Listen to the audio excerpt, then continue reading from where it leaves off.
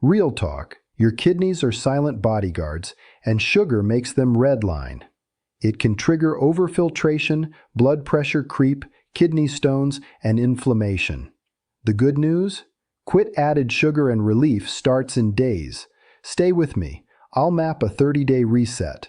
What shifts in days 1 to 3, 4 to 7, and 8 to 30, plus 4 hidden sugar attacks and 1 simple craving killer. If your sweet tooth runs the show, this might be the month that gives your kidneys their strength back. We talk a lot about sugar's effect on our weight, right? But what about its hidden impact on some of our most important organs? Today, we're going to dive into the surprising science of what actually happens to your kidneys when you cut out sugar for just 1 month. So let me just ask you this. Are your body's silent bodyguards working in endless overtime right now? It's a really important question because, let's be honest, most of us don't think about our kidneys at all until something goes wrong. They're the true unsung heroes of our bodies, and their job is just massive. Get this, your kidneys filter almost 50 gallons of your blood every single day. They're cleaning out all the junk and keeping everything perfectly balanced. But when a flood of sugar comes into the picture, it forces these bodyguards into a state of constant high-stress alert. So how exactly does sugar launch this attack? Well, it's not just one thing. It's more like a multi-front assault that totally overwhelms them in 4 very specific ways. Let's break that down. Okay, the first attack has a really fancy name, glomerular hyperfiltration. It sounds super complex, but the idea is actually pretty simple. All it means is that high sugar intake makes your kidneys filter way too much blood, far more than they were ever designed to handle. This puts a crazy amount of strain on all their delicate little parts, and this analogy just nails it. It's exactly like redlining your car's engine at max speed all day, every single day.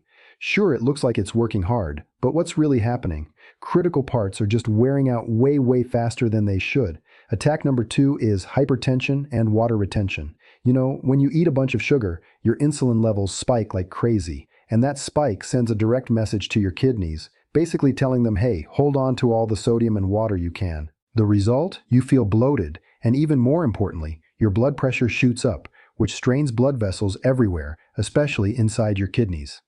Now, the moment you take away that excess sugar, that hormonal alarm bell stops ringing. It really is like finally turning down the volume in a super noisy room. All of a sudden, peace. Your kidneys can just do their job without all that constant pressure.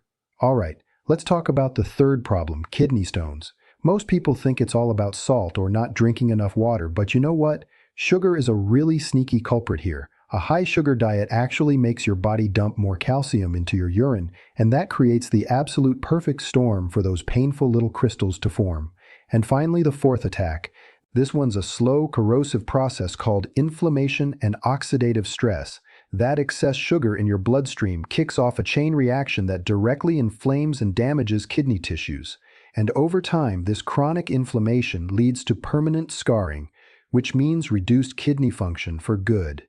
This is such a great way to visualize it. Inflammation from sugar is literally like rust forming on metal. It's quiet, it's slow, and it's a process of decay. So by removing the sugar, you're essentially stopping the rusting process in its tracks, giving your kidneys a real chance to last longer and stay strong. Now this next part, this is probably the most frightening piece of the whole puzzle. You can lose up to 70% of your kidney function before a single symptom shows up. The damage is almost completely silent, which is why preventing it in the first place is so incredibly important. But here's the thing, it is not all bad news. Not even close. This is where the story gets really hopeful. Let's talk about the 30-day reset and how your kidneys can actually start to heal themselves. Okay, those first 72 hours can be tough, I'm not gonna lie. Your brain, which is used to getting its quick sugar fix, might protest. A lot. We're talking cravings, headaches, maybe some mood swings. But while all that is going on up top, something amazing is happening inside.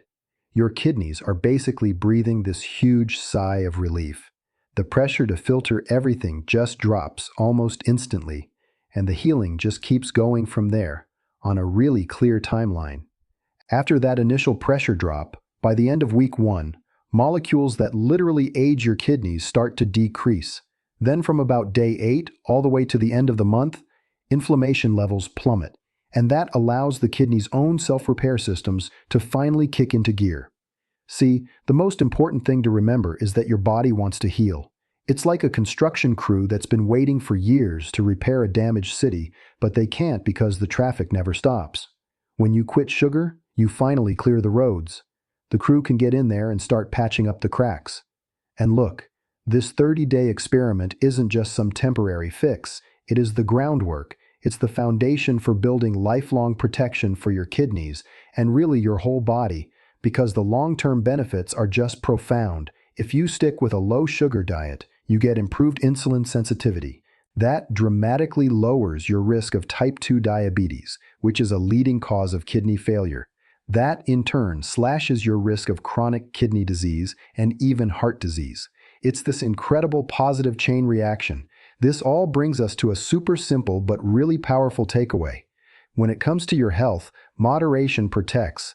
But if you want to actively reverse the stress and damage, elimination is what truly heals. Now, I know a lot of questions come up when we talk about this kind of stuff, so let's just quickly tackle some of the most common ones to make sure these key ideas really sink in. The first one, and the one I hear the most, is this. Can just 30 days, 1 month, really make a meaningful biological difference? And the answer is a huge, resounding yes. It's an incredibly powerful start. In just a few weeks, we're talking about measurable changes. Blood pressure can actually go down. Protein leaking into the urine, a key sign of kidney stress, often gets better, and their overall filtering efficiency improves. Just think of it as the perfect trial run to prove to yourself how much better your body is supposed to feel. So then, what's the single most dangerous part about what sugar does to our kidneys? What's the number one thing to worry about? And the answer comes right back to that one word: silent. The danger is that the damage is totally silent. Your kidneys don't send up warning flares. They don't hurt. As we saw, many people only find out there's a problem after most of their kidney function is already gone for good, and that makes prevention the only real cure there is. So let's bring it all home. Every single day that you choose to skip the added sugar, that's not just another day on a diet. It's another day of active protection for your body's silent, incredibly hard-working bodyguards, which really leaves us with one final thought. After seeing all the science, both the damage it causes and the incredible potential for healing, the question isn't, can you quit sugar for 30 days? The real question is, why would you ever want to go back? And of course, just as a final reminder, please remember this is all for educational purposes. It's not a substitute for professional medical advice. You should always consult with a healthcare provider to get guidance that's personalized specifically for you and your health. Quick recap. Cutting added sugar eases kidney load, lowers blood pressure and inflammation, and first wins can show up within days. This video is educational, not medical advice. Talk to your doctor before making changes. If it helped, please like, subscribe, and hit the bell so you don't miss the follow-up. Comment below, what's the one sweet you'll swap this week? I'm rooting for you. Take care, and I'll see you in the next video.